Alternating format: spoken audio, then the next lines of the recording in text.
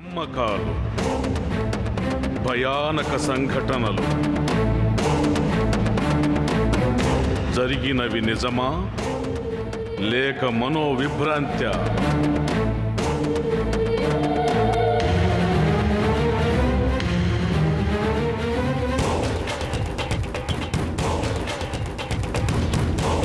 కలలో కనిపించే దైవం, దైవం కలలో కనిపిస్తే గర్భం నిశ్చయం.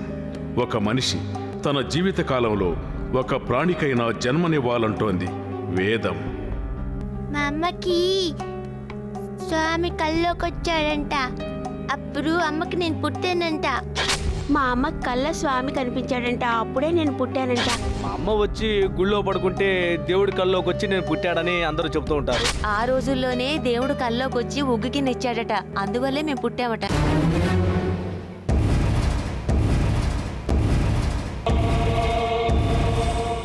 విరింజిపురం అనే గ్రామంలో మార్గబందీశ్వర ఆలయం అనే శైవాలయం ఉంది. అక్కడ సంవత్సరానికి ఒకరోజు మాత్రం, అది కూడా కార్తీక మాసం చివరి ఆదివారం నాడు రాత్రి అక్కడికొచ్చే భక్తజనులందరికీ దేవుడు కలలో సాక్షాత్కరించి సంతాన భాగ్యాన్ని కలిగించే వరాన్ని ప్రసాదిస్తాడన్న వార్త విన్నాం. ఆ వార్త మాకు ఆశ్చర్యం కలిగించటం వల్ల కలలోకొచ్చి సంతాన భాగ్యాన్నిచ్చే ఆ దేవుని దగ్గరకు మా పయనం మొదలుపెట్టాం. చెన్నై నుంచి బెంగుళూరు వెళ్లే హైవేలో బేలూరుకు దగ్గరగా సుమారు 15 కిలోమీటర్ల దూరంలో సెదువాళై అనే గ్రామం ఉంది. నేషనల్ హైవే పక్కనే ఉన్న ఈ కుగ్రామం సమీపాన సరిగ్గా 1 కిలోమీటర్ దూరాన పాలారు నదీ తీరాన మేము చూడాలని వస్తున్న విరింజీపురం ఉంది. అక్కడ సుమారు 1300 సంవత్సరాల క్రితం విజయనగర ప్రభువులచే నిర్మించబడిన బ్రహ్మాండమైన శ్రీ మార్గబందీశ్వర ఆలయాన్ని సమీపించాం.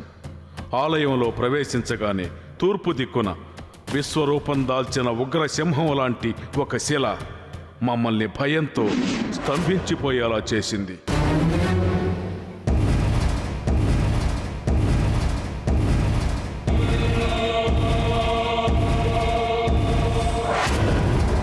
కొంచెం తేరుకొని దానిని సమీపించిన మాకు సంభ్రమాశ్చర్యాలు కలిగాయి.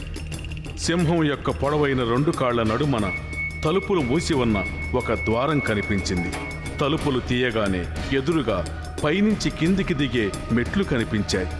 మెట్లు దిగి వెళ్ళి చూస్తే నేలమట్టం నుంచి సుమారు 20 అడుగుల దిగువన మిట్ట మధ్యాహ్నపు సూర్యుణ్ణి ప్రతిఫలిస్తూ పాచితో కూడిన చిన్న కొలను ఒకటుంది.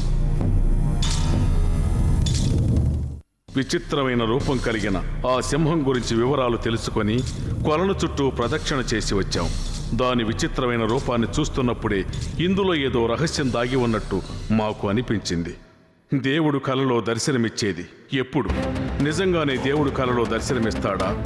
ఏ రూపంలో కనిపిస్తాడు అన్న ప్రశ్నతో పాటు మేము చూసిన సింహకొలను గురించిన ప్రశ్న కూడా మమ్మల్ని ఉక్కిరి బిక్కిరి చేయగా, ఆ ప్రశ్నల భారాన్ని మోస్తూ వాటికి సమాధానాల్ని వెతుక్కుంటూ ఆలయంలో ముందుకు నడిచాం. దేవుడు కలలో కనిపించటం నిజమా? కలలో కనిపించే దేవుడు ఏ రూపంలో కనిపిస్తాడు? దేవుడు మనిషి రూపంలో వస్తాడా? ఈ ప్రశ్నలకి జవాబులు వెతుకుతున్నాం. కలలో కనిపించే దైవం, దైవం కలలో కనిపిస్తే గర్భం నిశ్చయం. కలలో కనిపించే దైవం, దైవం కలలో కనిపిస్తే గర్భం నిశ్చయం.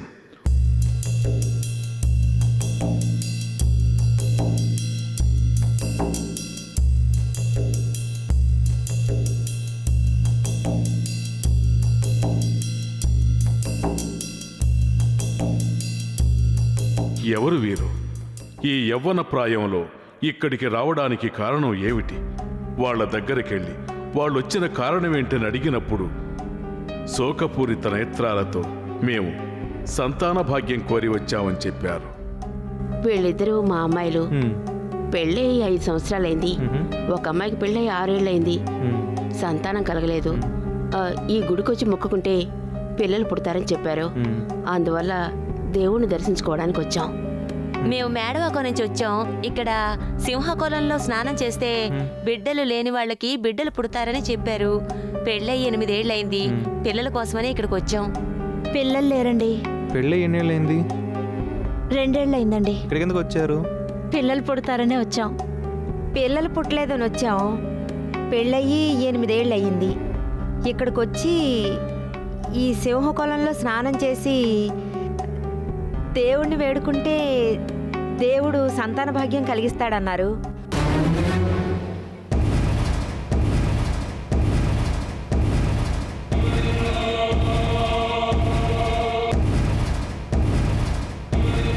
సంతానం కలిగిన స్త్రీలు ఈ ఆలయంలో ప్రతి సంవత్సరం కార్తీక మాసంలో జరిగే ఆఖరి ఆదివారపు ఉత్సవంలో అర్ధరాత్రి వేళ పాల్గొంటే సంతాన భాగ్యాన్ని ప్రసాదిస్తాడని అనాదిగా విశ్వాసం ఉంది.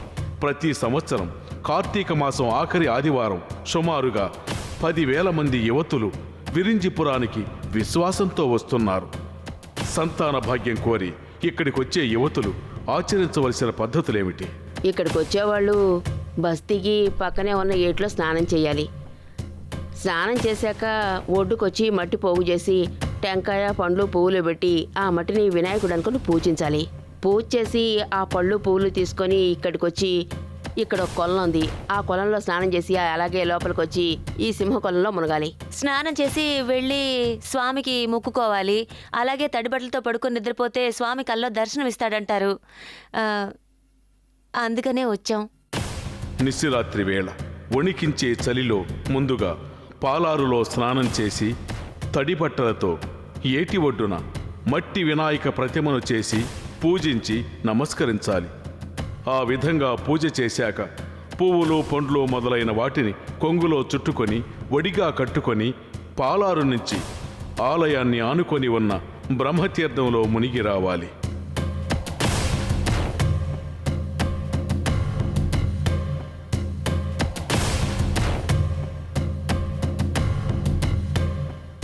ఆ తరువాత ఆలయం లోపల నిర్మించబడిన సింహకొలనులో దిగి మునిగి రావాలి. ఆ తరువాత చేయవలసిన అతి ముఖ్యమైన పని తడిబట్టలతో సాష్టాంగ ప్రణామం చేస్తున్నట్టుగా మండపంలో బోర్లా పడుకోవాలి.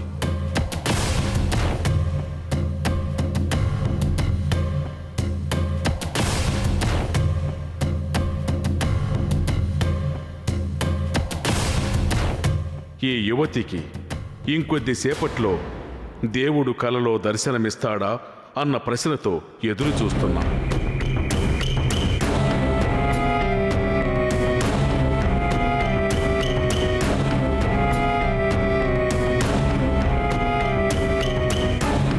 ఆ విధంగా వారు పడుకొన్న కొద్ది క్షణాల్లోనే ఆ యువతులందరూ ఆ కటిక చలిలోనే తమకు తెలియకుండానే గాఢ నిద్రలోకి జారుకునే వింత దృశ్యం కళ్ళారా చూస్తే గాని ఎవరైనా నమ్మరు.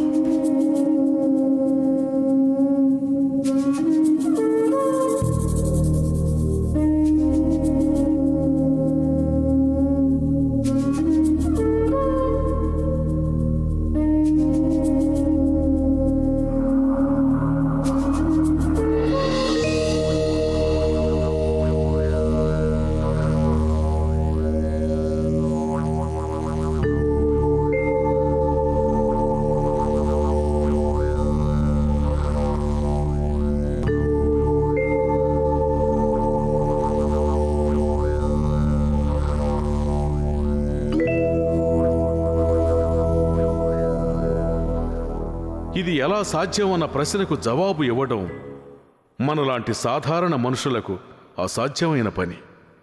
పెళ్ళైన వాళ్లలో కొంతమందికి సంతాన భాగ్యం కలగటం లేదు.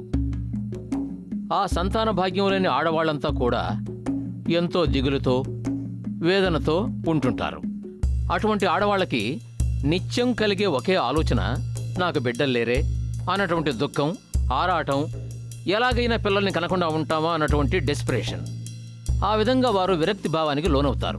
అటువంటి సమయంలో సడన్గా ఎవరైనా వచ్చి, లేదమ్మా విరింజిపురం అనే ఊరుంది, నువ్వు ఆ ఊరికి వెళ్ళి చేయాల్సిన పరిహారం చేస్తే తప్పకుండా సంతాన భాగ్యం కలుగుతుంది, ఆ విధంగా ఎంతోమందికి జరిగింది, నువ్వు వెంటనే అక్కడికెళ్ళి చూడు అని చెప్పారనుకోండి.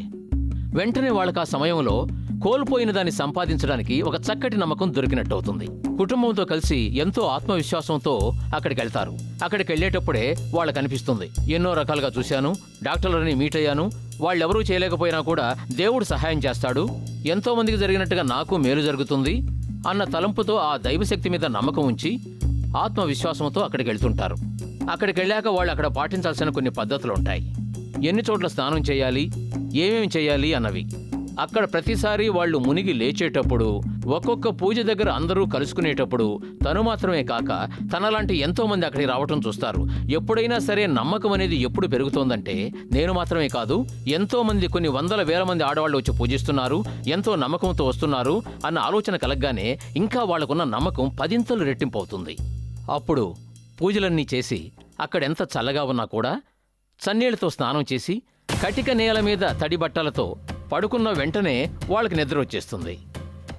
అంత చలిలో కూడా తమకు తెలియకుండానే వస్తున్న ఆ గాఢ నిద్రా సమయంలోనే భక్తజనులకు కలలు వస్తున్నట్టుగాను, ఆ సమయంలోనే దేవుడు కలలో దర్శనమిస్తున్నట్టుగాను నమ్మబడుతోంది. ఆ విధంగా కలలుగన్న యువతుల్ని వివరం అడిగినప్పుడు, సంతానం లేదు, సంతానం కోసం వచ్చాం. నేను గుడి దగ్గర స్నానం చేసి ఇక్కడికొచ్చి ఇక్కడ కూడా స్నానం చేసి వచ్చాను. ఇప్పుడు కలొచ్చింది. కళ వచ్చిందా? కల్లో ఏమొచ్చింది? ఉగ్గు గిన్నె వచ్చింది. ఉగ్గు గిన్నె. తర్వాత నాకు పిల్లలు పుడితే బిడ్డని గుడికి తీసుకొచ్చి గుడి చుట్టూ 3 సార్లు ప్రదక్షిణ చేసి బిడ్డ చేత్తో ఏదైనా కానుక వేయించి తర్వాత అర్చన చేయించి వెళ్ళు అని చెప్పాడు. పెళ్ళయి 8 ఏళ్ళయింది. 3ఓసారి వస్తున్నాం ఈ గుడికి. 3ఓసారి స్నానం చేసి పడుకుంటే దేవుడు కల్లోకొచ్చి దర్శనం ఇస్తాడని చెప్పారు. ఎంతో నమ్మకంతోనే ఇక్కడికి 3ఓసారి వచ్చాను. కల్లోకి దేవుడు వచ్చి చెప్పాడు. దేవుడు ఏం చెప్పాడమ్మా? అది చెప్పకూడదు. దేవుడు చెప్పింది బయటికి చెప్తే ఫలించదని చెప్పారు. సహజంగా కలలనేవి అందరికీ వస్తుంటాయి.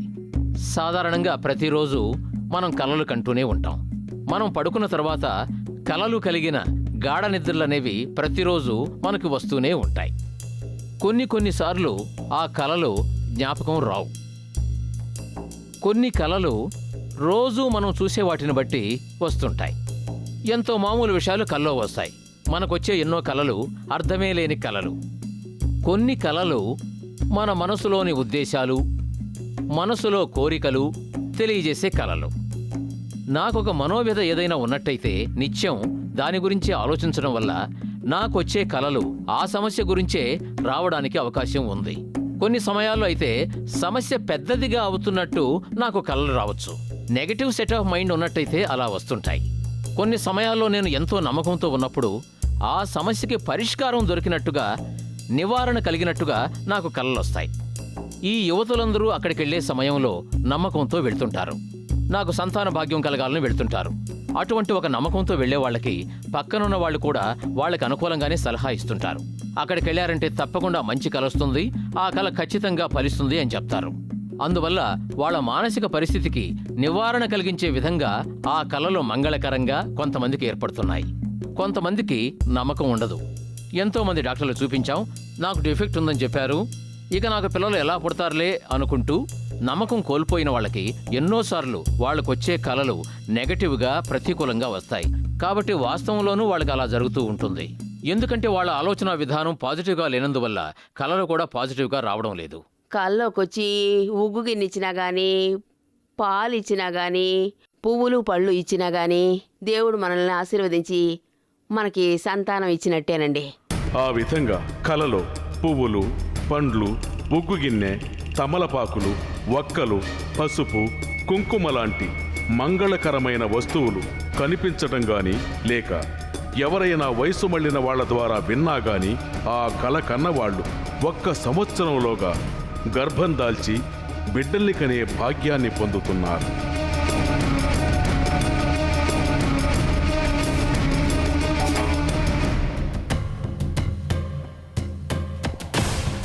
ఎవరు వీళ్ళు? కలలో కనిపించే దైవం. దైవం కలలో కనిపిస్తే గర్భం నిశ్చయం. కలలో కనిపించే దైవం. దైవం కలలో కనిపిస్తే గర్భం నిశ్చయం. నా పేరు శ్రీదేవి. నాకు 22 ఏళ్ల వయసులో పెళ్ళయింది. ఇండియా వచ్చినప్పుడు విరంజిపురం ఆలయంలో ఒకరోజు పడుకుంటే పిల్లలు పుడతారు, కార్తీక మాసంలో చివరి ఆదివారం చెప్పారు. సరే అని అక్కడికి వెళ్ళి పాలారు, బ్రహ్మతీర్థం, సింహతీర్థం ఈ 3 తీర్థాల్లో స్నానం చేసి అక్కడ పడుకున్నాను. ఈశ్వరుడు నా కల్లోకి వచ్చి ఉగ్గుగిన్నె ఇస్తున్నట్టుగా నేను కలగన్నాను. మా అత్తగారితో ఈ విషయం చెప్పాను. తప్పకుండా జరుగుతుందని చెప్పారు. అదేవిధంగా ఆ తర్వాత నెలలోనే ప్రెగ్నెంట్ అయ్యాను. ఇప్పుడు బిడ్డకు 6 నెలలు నిండాయి. ఏదైనా మన నమ్మకాన్ని బట్టే జరుగుతుంది. నమ్మకమే అన్నిటికీ మూలాధారం. విజ్ఞానం ఎంత అభివృద్ధి చెందినా, ఎన్ని రెక్కలు తొడిగినా దేవుని దయో అంగీకారమో లేకుండా ఈ లోకంలో ఏదీ జరగదని భావించి ఈ ఆలయానికి వచ్చేవాళ్ళు లెక్కకు మిక్కిలిగా ఉన్నారు. మాకు పెళ్ళయి 4 సంవత్సరాలుగా వస్తుంది. చెన్నైకి వెళ్ళి జీజే హాస్పిటల్లో చూపించి అన్ని రకాల టెస్టులు చేయించాం. అక్కడ వాళ్ళు ల్యాప్రోస్కోపిక్ స్కానింగు తీశారు. మీ ఆవిడకి గర్భకోశంలో అడ్డుకుంటుంది, అదంతా బాగు చేయాలి, ఎండోస్కోపిక్ చేయాలి, 45,000 అవుతుందని చెప్పారు. సరేనని ఏదో విధంగా ట్రీట్మెంట్ తీసుకున్నాం. మళ్ళీ ఇప్పుడేమో ఏదో కొత్త ట్రీట్మెంట్ వచ్చింది, అది తీసుకుంటే ఉపయోగం ఉంటుందని చెప్పారు. వయసు ఎక్కువగా ఉంది, 40 ఏళ్ళు దాటింది, ఇక మీద పిల్లలు పుట్టడానికి అవకాశాలు తక్కువగా ఉన్నాయి, ఇక మీదట న్యాచురల్ పద్ధతిలో పిండం నిలవడం కష్టం అని చెప్పారు. కొత్త ట్రీట్మెంట్కి 1,00,000 ఖర్చు అవుతుందని చెప్పారు. సరే, ఆ సమయంలో అంత డబ్బు అరేంజ్ చేయడం కష్టమైంది. అందువల్ల వాళ్ళు చెప్పినట్టుగా కొత్త రకం ట్రీట్మెంట్ చేయించడం మా వల్ల కాలేదు. అందుకని ఆలయానికి వచ్చి ఈ ఏడు కార్తీక మాసంలో జరిగే ఉత్సవంలో పాల్గొంటే సమస్య తీరిపోతుందని ఆలోచించుకొని నమ్మకంతో అంతా దేవుడిదే భారం అనుకుని ఇక్కడికి వచ్చాం. అన్ని టెస్టులు చేయించాం. తర్వాత గర్భసంచిలో ఏదో ప్రాబ్లం ఉందన్నారు, అది టెస్ట్ చేయించాం. ఆ తర్వాత ట్రీట్మెంట్ కంటిన్యూస్గా తీసుకుంటున్నాం. 2, 3, 5 నెలల తర్వాత కూడా అబార్షన్ అయింది. నమ్మకంతో ఇక్కడికి వచ్చాం. పెళ్ళై ఇన్నాళ్ళయింది, పిల్లలు లేరు, చాలా కష్టంగా ఉంది. సరే, ఇక్కడికి వస్తే తప్పకుండా ఫలితం ఉంటుందని తెలిసి రాత్రి 10 గంటలకే ఇక్కడికి వచ్చాం.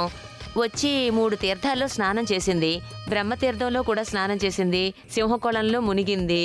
ఇకపోతే మా అమ్మాయికి అన్ని పూజలు పూర్తి చేసి మా అమ్మాయిని పడుకోబెట్టాం. అందరూ అంటున్నారు, నీకు బాగా నిద్ర వస్తుంది, పడుకోగానే నిద్ర వస్తుంది, నీ కల్లోకి వచ్చి దేవుడు మంచి మాట చెప్తాడు అంటున్నారు. ఆ నమ్మకంతోనే ఇక్కడికి మా అమ్మాయిని తీసుకొచ్చి పడుకోబెట్టాం. నమ్మకంతో వచ్చిన వాళ్ళకి సంతాన భాగ్యం కలిగించే సింహకొలను తీర్థంలో దాగి ఉన్న రహస్యం ఏమిటి?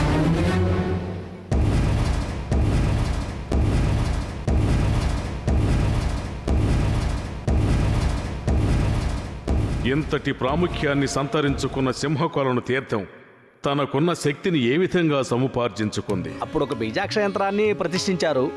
యంత్రాల్లో శ్రీచక్రం, సుదర్శన చక్రం, మహామేరు చక్రం అని చాలా ఉన్నాయి. శ్రీచక్రం అంటే లక్ష్మీదేవి స్వరూపం ఇంట్లో పెట్టి పూజ చేస్తే ఐశ్వర్యం కలుగుతుందని చెప్తూ ఉంటాం. మిగతావన్నీ హోమాల్లో చూస్తూ ఉంటాం. ఈ బీజాక్ష యంత్రాన్ని తన చేతులతో ఆది శంకరాచార్య అన్ని క్షేత్రాల్లో ప్రతిష్ఠించారు. ఈ విరిజిపురంలో కూడా ఆయన చేతులతోనే యంత్రాన్ని ప్రతిష్ఠించారు. ఈ యంత్రం యొక్క గొప్ప మహాత్మ్యం ఏమిటంటే, పుత్ర సంతానం లేని వాళ్ళు, అసలు సంతానం లేని వాళ్ళు ఆ కొలంలో మునిగితే సంతాన భాగ్యం కలుగుతుంది. వ్యాధులున్న వాళ్ళకి వ్యాధులు తగ్గుతాయి. కళ్యాణం కాని కన్నెపిల్లలకి కళ్యాణం జరుగుతుంది.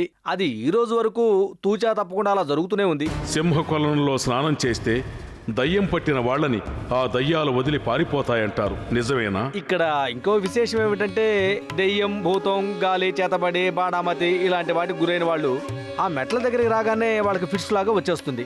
ఎందుకంటే అది యంత్రం యొక్క పవర్. అందువల్ల ఆ తర్వాత వాళ్ళకి పరిహారం చేస్తే ఆ పీడ తొలగిపోతూ ఉంటుంది. శ్రీ ఆదిశంకర భగవత్పాదుల వారు విజయం చేసి అందులో ఒక ముఖ్యమైన ఒక చక్రాన్ని ప్రతిష్ఠించి వెళ్ళారు.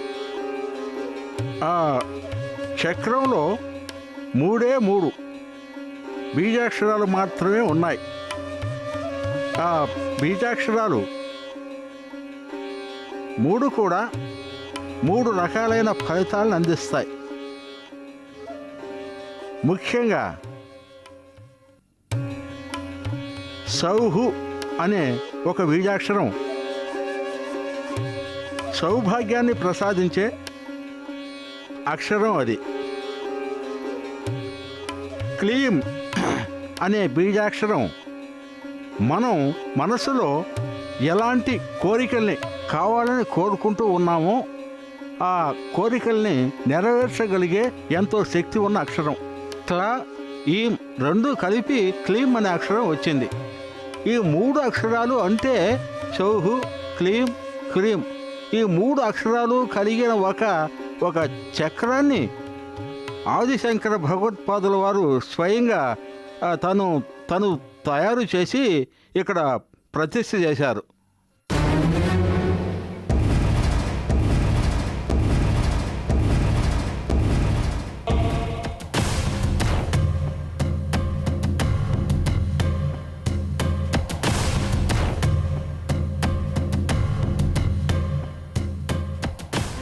శాస్త్ర విజ్ఞానానికి ఆస్తికత్వానికి జరిగే ఈ దాగుడు మూతల ఆటలో సూత్రధారి ఎవరు? నిప్పులాంటి నిజం